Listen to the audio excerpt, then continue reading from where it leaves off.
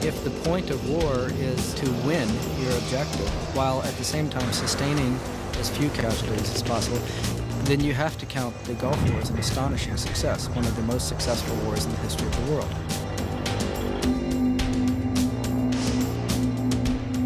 All we simply had to do was stay out of their reach and fire back. Nobody on it. All right. Okay, we disregard. Good. Good. You can hit it.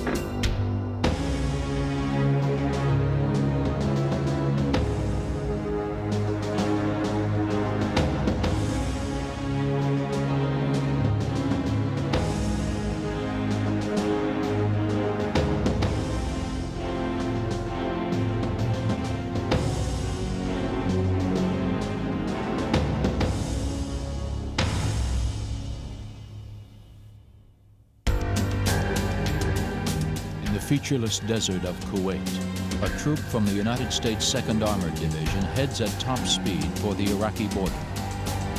In 1991, these men and their M1A1 tanks drove Iraq's occupational army out of Kuwait City and into this desert for an apocalyptic battle, one of the greatest routes in history.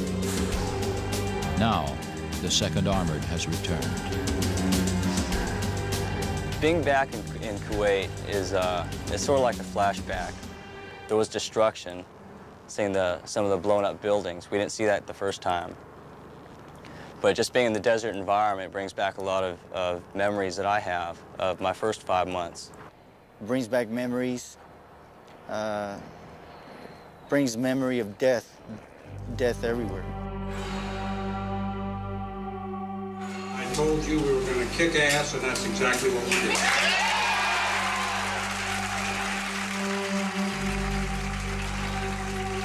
All of the men who were senior commanders in this war had been junior officers in Vietnam. And in that sense, the Gulf War didn't last 6 weeks, it lasted 20 years. It became the credo, I think, of most of the senior commanders that when you go, you play to win, and you take enough force to be sure you're going to win. 100% guarantee of victory. That's a difficult thing to guarantee in war, and it's something that they felt very strongly was important, that if they were going to go to war, they were going to go with enough power to absolutely 100% guarantee the president that they would win. Iraq's invasion of Kuwait drew together an unprecedented international coalition of forces. The bulk of the troops and equipment, though, were drawn from the United States. In 5.5 months, more than 600,000 American soldiers and 4,000 tanks were moved to Saudi Arabia. We were in the field, in fact, on the 2nd of August when Iraq invaded Kuwait. And somebody reported to me on the radio that there was an invasion occurring in Iraq against Kuwait. I was mentally trying to go through my head to figure out even where Kuwait was. Less than 45 days later, my brigade was sitting lock, stock, and barrel in the desert in Saudi Arabia in the middle of nowhere, prepared to go to war. There was, of course, no alcohol and that kind of business, so a soldier couldn't find the opportunity to go out and have a 6-pack of beer the night before and come back in the next day and have his head all smoked up and not be focused on what he was doing. In a combat unit in the middle of the desert, we weren't bored and restless. We had a lot to do, and that was prepare to go fight, because we were told, in fact, that that's what we were going to do, and we believed it. Iraq failed to attack into Saudi Arabia when it held the advantage of strength and surprise. This gave the U.S. time to form an allied coalition and to build a massive attacking army. And we're not walking away until our mission is done, until the invader is out of Kuwait.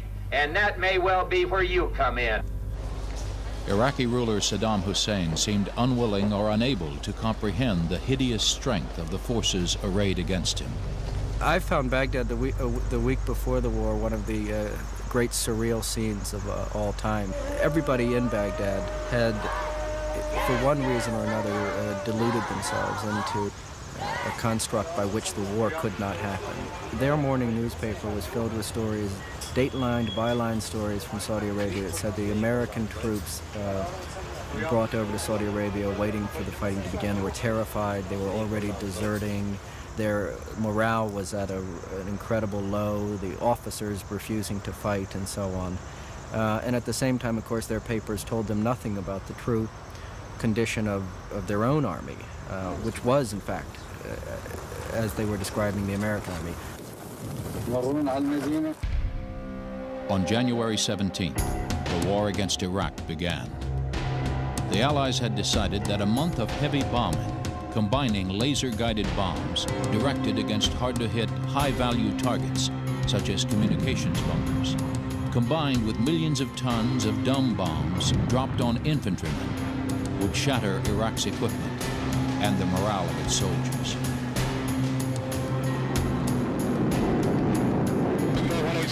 I'll track this and see what happens. Come on.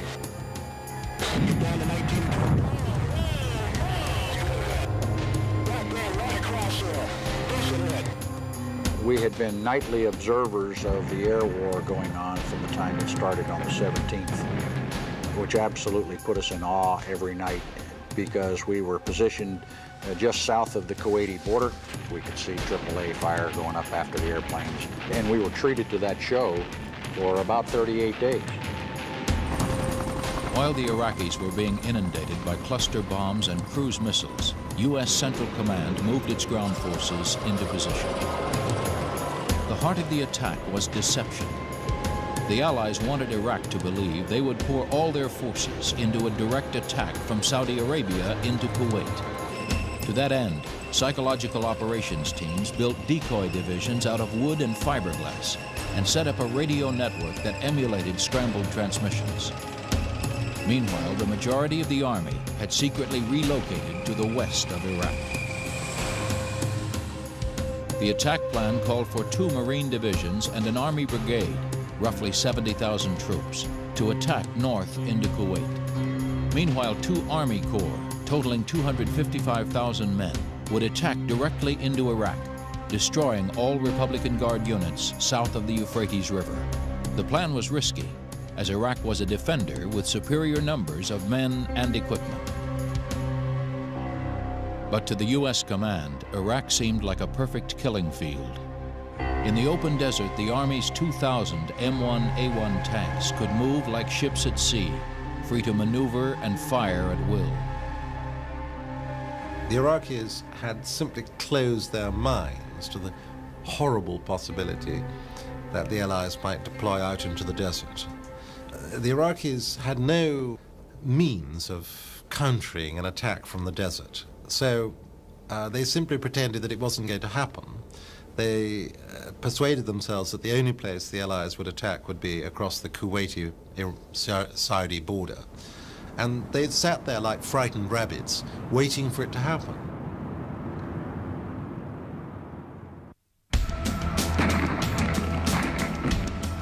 On February 24, 1991, the ground war against Iraq began. In the west, tank forces, spearheaded by the 2nd Armored Cavalry, punched into Iraq and sped across the desert at full speed. The Western attack had been a near-perfect surprise. In the south, the Marine-led penetration of Kuwait had also gone incredibly well. The trenches that formed the dreaded Saddam line proved no match for combat engineers. Coalition forces were moving so quickly that Allied timetables were thrown days ahead of schedule. Tankers found the M1A1's ability to hit targets greater than 3,000 meters away was unmatched on the battlefield. There was times where I'd stand up in my tank commander's hatch looking through my binoculars, and I could see T-54s, 55s, T-62s firing at us. I could see the bullet coming toward us, and it bounced off the desert floor. And all we simply had to do was stay out of their reach and fire back.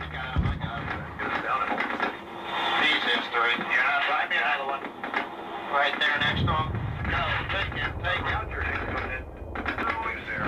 We discovered very quickly that if you destroyed the Iraqi armor, the Iraqi infantrymen would put their underwear on a stick and would get up and en masse would begin surrendering.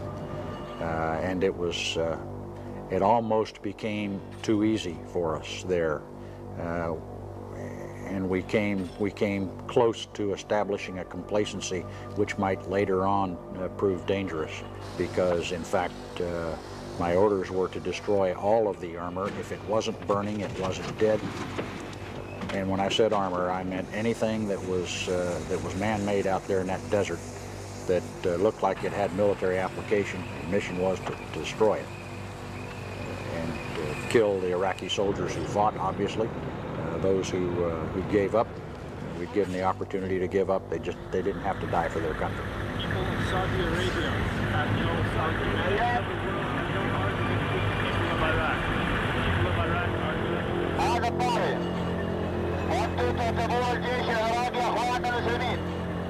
are I think initially they had the idea that they were probably going to be slaughtered by us. And once they discovered that, in fact, when we captured them, we were going to feed them and water them and shelter them and all of those things, they started giving up in increasing numbers, because by the time it was over with, we had captured well over 20,000 in our area alone.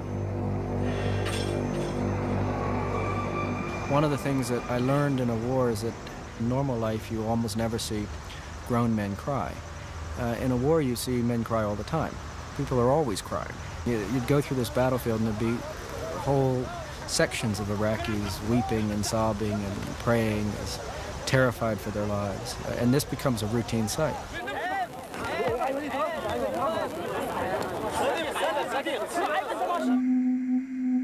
A key coalition advantage was the ability to fight a round-the-clock war.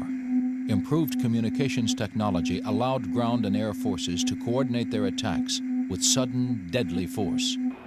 Night vision let them see the enemy in the dark, usually as spots of white heat against the desert floor. Target heading 120. Bam.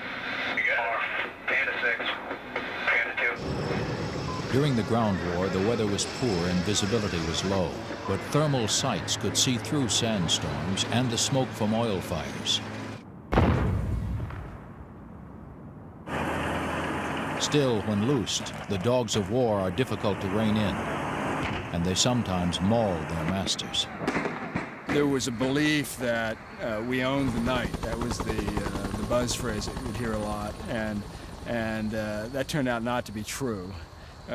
We owned the night more than the Iraqis owned the night by a wide margin, but we found that young soldiers in the dark, under fire, after a great deal of stress and exhaustion, might be able to see reasonably well, but that doesn't mean they're oriented.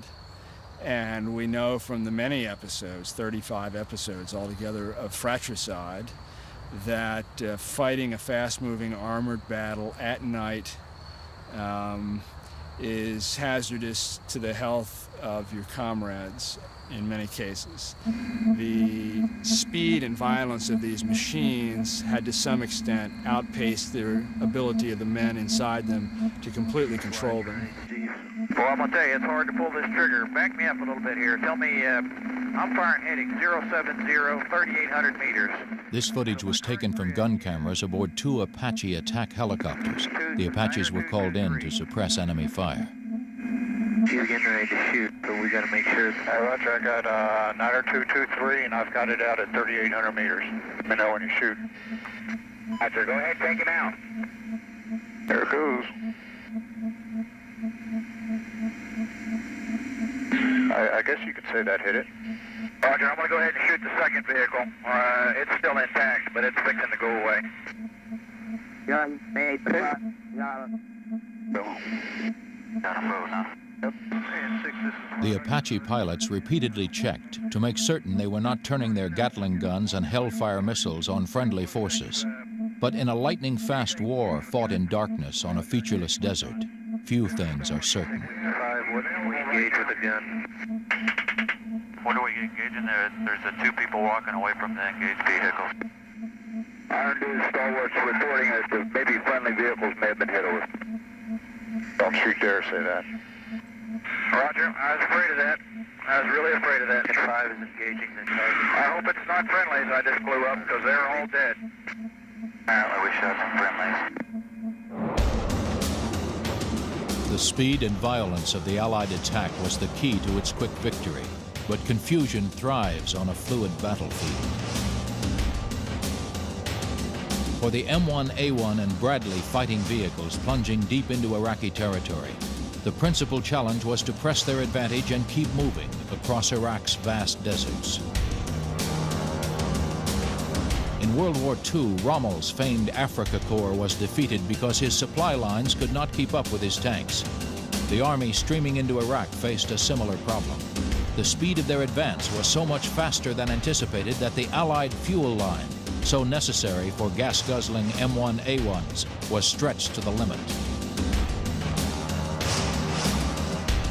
By February 26th, the U.S. 7th Corps began fighting Iraq's Republican Guard. At a map coordinate designated 73 Easting, a U.S. troop ran directly into a brigade of the elite Talwa Kana division. In the middle of a sandstorm with no air support, 9 M1A1s faced a brigade arrayed in textbook defensive position. By any reasonable calculation, the Americans didn't stand a chance.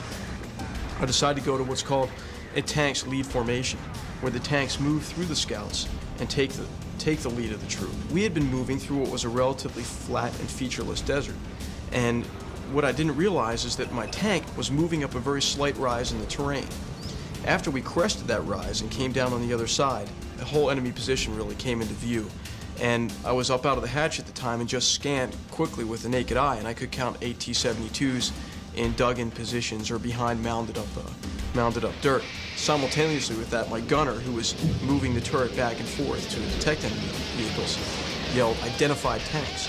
So I began to yell, "Fire, fire, Sabo, fire, fire, Sabo," with Sergeant Crow screaming, "On the way." The gun erupted. Green and white are the call signs of my 2 tank platoons, who I, was hoping to see rather rapidly on either flank of my tank so that we could assault this position together. It took them just a few seconds to get up abreast of my tank, about 10 seconds actually. In that 10-second span, we were able to get off 2 additional rounds to the first round that we fired. And our loader was an exceptional loader and could load around about every 3 seconds. 6 to 9 seconds later, we had 2 other rounds out. 3 enemy tanks were then in flames and burning. Well, the 2 tank platoons crested the ridge almost simultaneously, and immediately 8 other enemy armored vehicles were in flames. The Iraqis fought back to no avail. The 9 M1A1s and 12 Bradleys of Eagle Troop swept through the brigade, blasting away at all available targets. They destroyed 28 tanks, 16 personnel carriers, and 39 trucks in 23 minutes, with no American losses. What struck me was how quickly it occurred. And if you get the jump on the enemy in the desert and are able to fire first, with 9 M1A1 tanks that don't miss, firing around every 3 seconds, very rapidly, you can break the enemy's back to the point where he just can't recover from it. Once we started shooting, it didn't really set in. It was more like an adrenaline rush. All our instincts took over. We didn't really have time to think. If we had time, if we sat and thought about something, we probably would have been dead. After the ceasefire campaign, we sat back and we sort of thought to ourselves, wow, we just killed X many of people. The way I consoled myself and my crew is it was either them or us. And once we thought of that in that perspective, it was easier to deal with.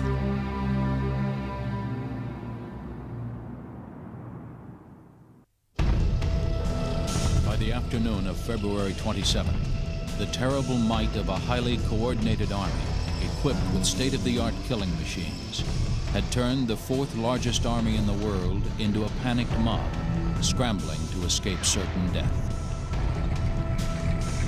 The Iraqis were fleeing Kuwait in droves, and Allied forces moved to seal them off and smash them.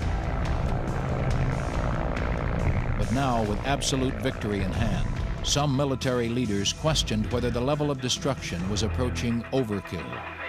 The ability to accurately slaughter the enemy from miles away, now possible with tanks and artillery as well as with airplanes, made it all too easy to forget the true nature of the battlefield. The carnage reached a peak on 2 roads leading out of Kuwait. What was that you shooting? Guys understand that? I'll figure out left from it. Nice. Are you recording Yes, thank you. Yeah. And okay. Try a little bit of a delay on it. All right. Okay, disregard. Good. Good. Look ahead. There are ways in which this war was perfectly emblematic of our times, and one of the ways is that increasingly there is a disconnect between real reality and video reality. Even for people who were fighting in this war, there was this sense of disconnect, this sense that what was happening wasn't in some way real. What you saw were images on TV screens. These two roads heading north from Kuwait City, the coastal road and the road to Basra, the road to Qasr and the road to Basra, became the connection board where the disconnect stopped. And this turned out to have an immense and ultimately unhappy consequence. Because the people, even the people who had been involved in fighting the war, and certainly the people who had been involved in reporting the war, because they had been so disconnected from the reality of what actually happens when people's heads are blown off, or what happens to somebody's body when it is shot up with 50 caliber machine gun rounds.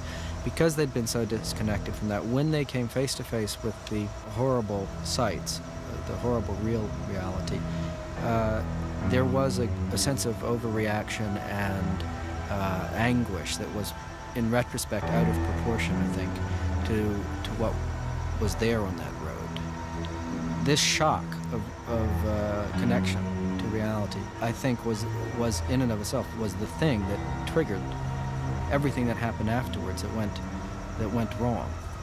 The Americans at that point on that road, it filtered up the chain of command. We've got to stop this. This is too horrible.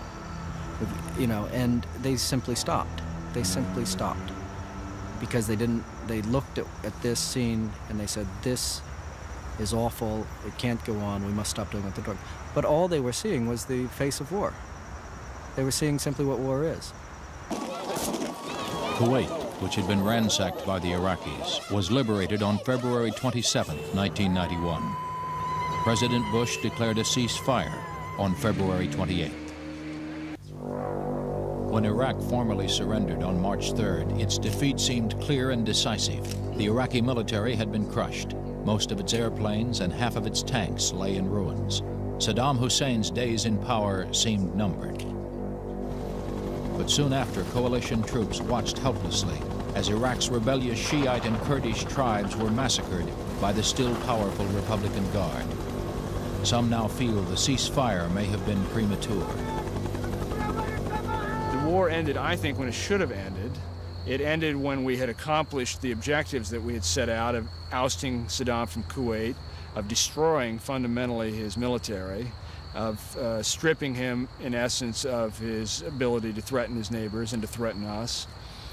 Yet, the president had told us that Saddam was Hitler, and people were no more satisfied that Saddam was still in power and seemed to be taunting us than Lieutenant George Bush would have been in 1945 if Adolf Hitler had still been in Berlin and Tojo had still been in Tokyo.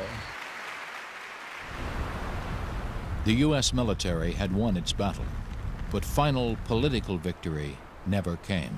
If you ask if I feel any remorse or anything for the Iraqis, the answer is no. There were certain feelings of sympathy, of course, for the dead and the wounded. But after we went into southern Iraq, and we got to see again how other members of the Republican Guard treated their own Shia population in An-Naziriyah and that general area, I think it removed any sense of remorse that we had, and we felt very fortunate that we were able to contribute to the ejection of Iraqi forces out of Kuwait. The burnt-out husks of Iraqi tanks are still being pulled from Kuwait's chalky sands. The cleanup could continue for years to come.